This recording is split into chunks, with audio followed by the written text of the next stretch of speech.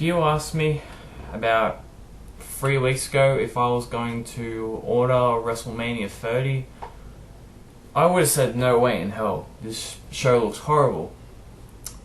If you ask me now, I think I have a change in opinion.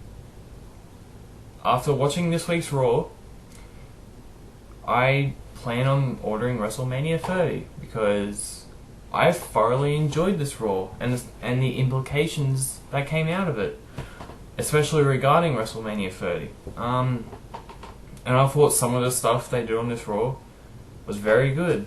In particular, 2 segments, which I'll talk about when I get to them, but WrestleMania 30 is looking a lot better after this week's Raw. So, congratulations to WWE. You managed to change my mind about WrestleMania 30, and I will order it unless something happens in the next 4 weeks, but at the moment they're on the right track, in my opinion, at least.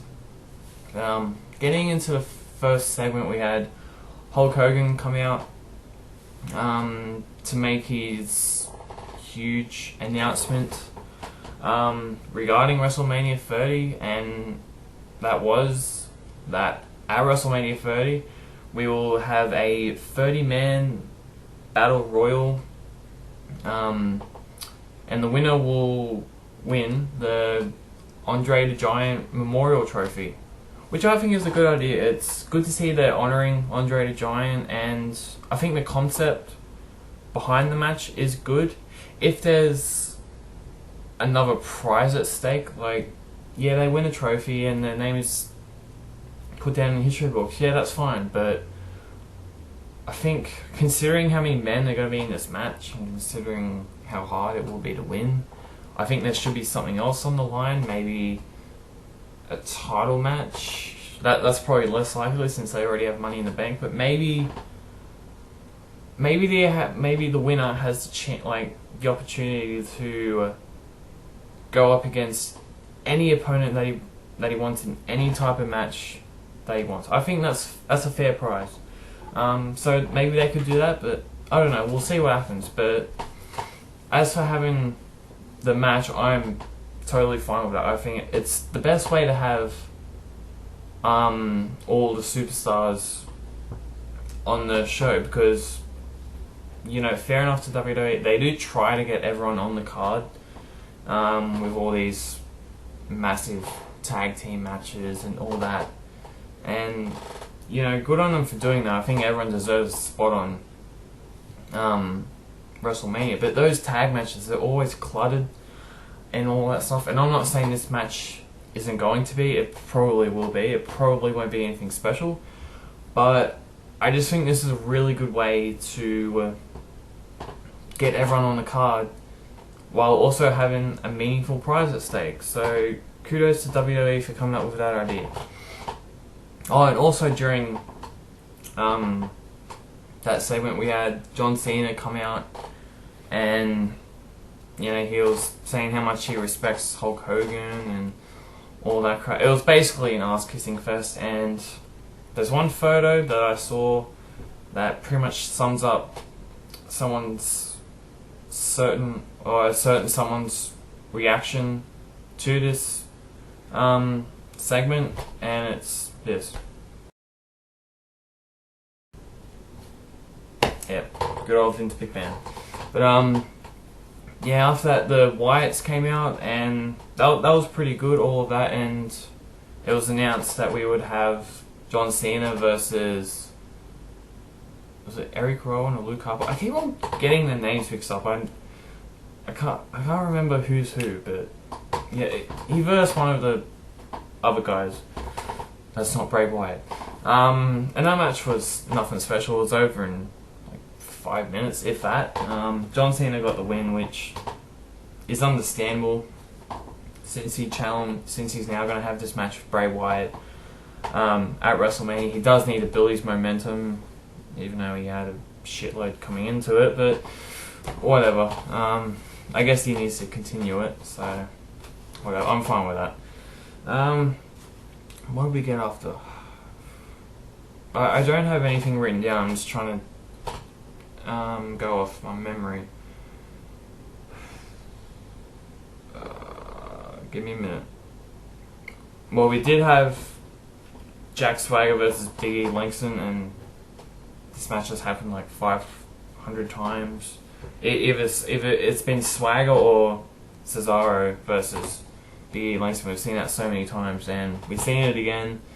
And Swagger was basically like, I got this, don't interfere in the match like they've done every other time, and he lost. And then he blamed Cesaro for not helping him, basically, and they almost got into it, and then Zeb Coulter stopped him. So I think it's pretty obvious they're going to have a match at WrestleMania 30, which, yeah, it would be nice to see. Either, well, they may not have a match, but if they don't have their own singles match, they'll probably be in the 30-man battle royal, and they'll probably do something there. So that's fine as well. But you know, so it was good for what it was. Alright, I can't remember all the little stuff, so I'm just gonna go through the big stuff. But basically, we had Undertaker come out, and he was about to say something, and then Paul Heyman came out and cut one of his usual very good promos. I thoroughly enjoyed this segment, and then Undertaker got on the mic, said some stuff, I can't even remember what it was kind of weird. Then he said Brock Lesnar's going to rest in peace, all that crap. But no, I did enjoy this segment, and I am intrigued in this match. Not because I think Brock Lesnar has a chance of winning, which, again, I don't think he does, but I want to see what they'll do in the next 4 weeks building up to this match. As far as any confrontations between the two, it'll be interesting to see. And then we had one of the best things I've seen in a while. Daniel Bryan came out, and he kept on. He basically said, if Triple H doesn't accept my challenge, I'm gonna prevent the show from carrying on, and that's what he did. He got, I'd have to say, 100 people from the crowd, or members from the Yes Movement. They surrounded the ringside area and the ring, and Daniel Bryan just came out saying, "We're not leaving until he gets the match with Triple H at WrestleMania." So then Triple H comes out, and I thought this was great. The confrontation, like, between the two. Triple H kept on calling security, and then he said, "Alright, I've had enough of this shit." He didn't really say that, of course, but then he called for the next match. Damien Sandow came out and was like, "Fuck this shit, I'm going to the back." And then Triple H and Damien Sandow going at it. I thought Triple H and Damien Sandow started going at it. I thought that was a very, very nice touch. And then Triple H just said, "Okay, you want me at WrestleMania? You got it." And then Daniel Bryan asked for a stipulation that if he beats Triple H, then he gets added to the WWE World Heavyweight Championship match later that night. And I was going crazy when Triple H accepted those terms, because, you know, I did come up with that idea earlier, like a few weeks ago or something like that. And when I came up with it, I was thinking, there's no way in hell WWE's gonna do this, and they've actually pleasantly surprised me for once. So I think with adding that stipulation, I think it's pretty obvious Daniel Bryan will win, or if he doesn't, he's gonna find his way into the match somehow, and we'll see what happens from there. I think it's pretty obvious, but it'll create a special WrestleMania moment, that's for sure. So all of that stuff is really good. What else did we get?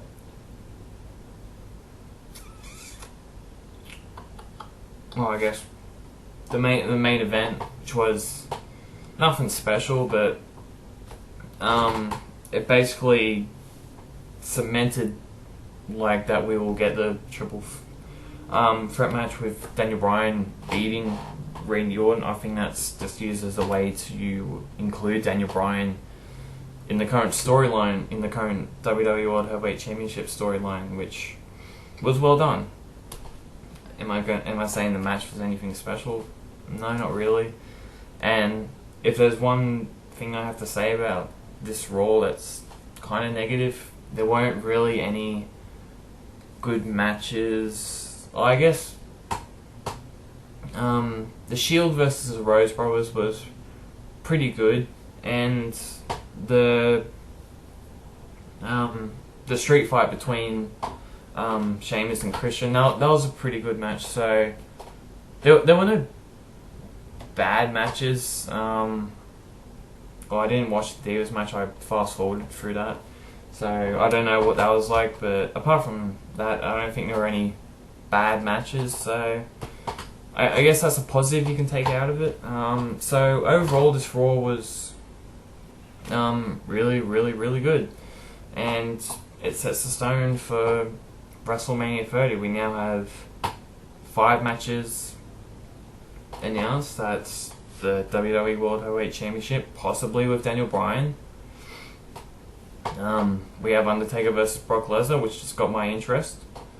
We have the 30-man Battle Royal, which, like I said, is a really good idea. Daniel Bryan Triple H, which has had the most build-up out of any match, and it could be a really good match. I think it could be the potential show stealer. I think they should still add like a no-holds-barred gimmick to that match. I don't know, I just, whenever I found out that they were going to do that match, I just figured that should have a hardcore gimmick to it. But we'll see what they do. And we have John Cena versus Bray Wyatt, which I'm interested in the Wyatts. I find their characters intriguing. So I'm interested in that match. So, yeah, WWE with WrestleMania 30, they've done a complete 180 for the good. And like I said, I will definitely order WrestleMania 30. Hopefully, it's not a massive letdown like the past 3 WrestleManias have been, but we'll see what happens when we get there. So yeah, overall, I thoroughly enjoyed this Raw. Thought it was really good. Perhaps the best show WWE's put on, apart from NXT Arrival. But as far as like actual WWE related, I think this is it's the best Raw they've done this year that comes straight to mind. So well done to WWE for good plot advances and just producing a good show. It's good to see WWE actually doing that once again, because they had a bit of a form slump recently. So as for now, they're in my good books. So yeah, that's my Raw discussion. So later, everybody.